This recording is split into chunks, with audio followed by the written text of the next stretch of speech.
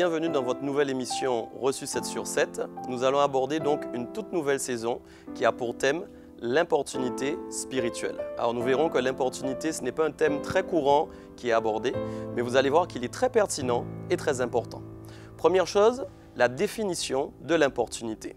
L'importunité, c'est fatiguer quelqu'un d'une manière continue par une action qui est inconvenable. On voit donc qu'il y a trois éléments forts qui apparaissent dans l'importunité. Premièrement, un résultat, la fatigue, le fait de fatiguer quelqu'un. Deuxièmement, dans un temps imparti, un temps continu, c'est-à-dire un temps qui ne s'arrête pas. Et enfin, troisièmement, à travers une action, et c'est une action qui est inconvenable.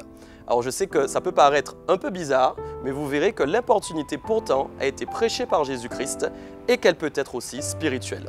Enfin, vous verrez dans cette émission que l'importunité peut être dirigée soit par la chair, soit par l'esprit. C'est pourquoi pour ce deuxième point, je vais vous parler de l'importunité de la chair.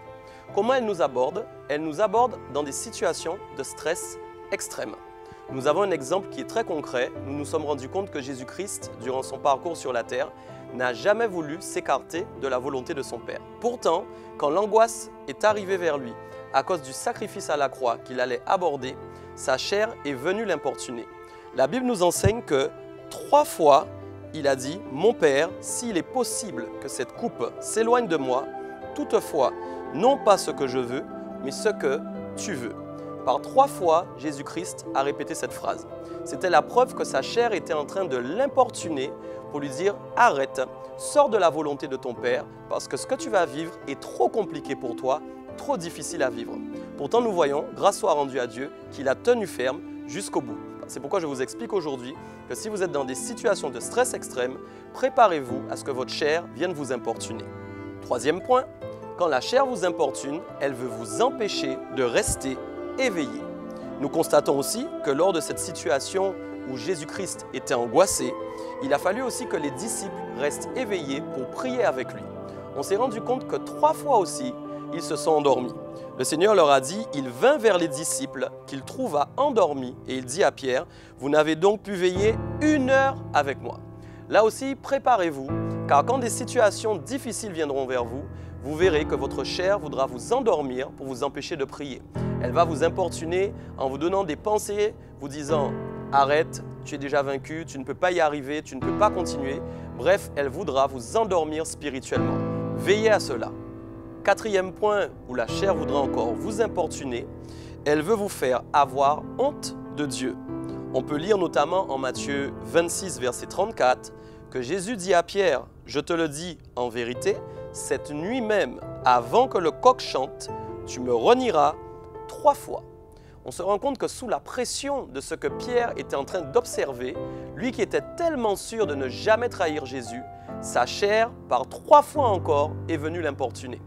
On voit qu'il a observé la façon dont Jésus-Christ a été capturé, qu'il était rué de coups, qu'on allait le mettre à mort. Et le fait d'observer cette situation l'a mis dans un niveau de stress et d'angoisse extrême, donnant bien sûr une ouverture à sa chair pour l'importuner. Retenez bien, n'ayez jamais honte du Seigneur, car il est fidèle envers vous en toutes choses, et vous aussi, vous devez lui être fidèle jusqu'au bout. 5e point, la chair voudra vous importuner pour vous empêcher de marcher par l'esprit. Il est écrit en Galates chapitre 5, versets 16 à 17, « Je dis donc, marchez selon l'esprit, et vous n'accomplirez pas les désirs de la chair. Car la chair a des désirs contraires à ceux de l'esprit, et l'esprit en a de contraires à ceux de la chair.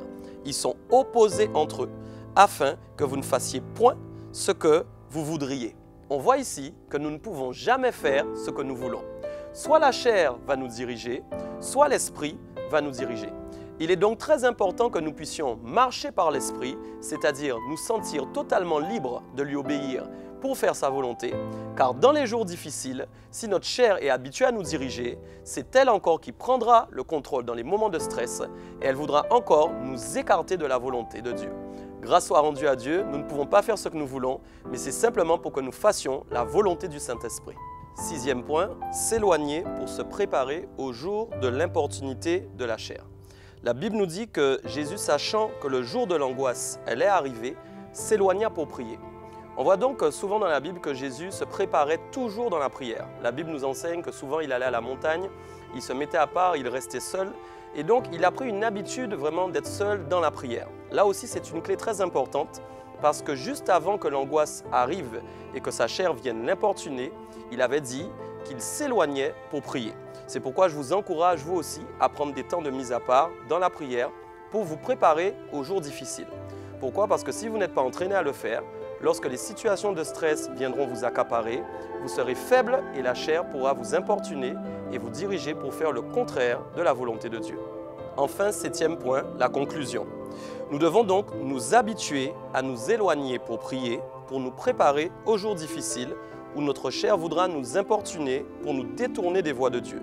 Nous devons aussi bien sûr apprendre à marcher par l'Esprit et Paul d'ailleurs explique que la marche par l'Esprit dépend de notre manière d'utiliser notre liberté. Notre liberté donc doit être utilisée pour aimer avant tout et prendre soin des autres comme nous-mêmes. Donc priez, soyez libres d'aimer et dans les jours difficiles, vous serez aptes à résister à l'importunité de la chair. Voilà, reçu 7 sur 7, c'est terminé pour aujourd'hui. On va se retrouver bien sûr la semaine prochaine. D'ores et déjà, je vous souhaite une merveilleuse accélération divine pour ce mois-ci et je vous dis comme d'habitude que la balance soit toujours bien pesée.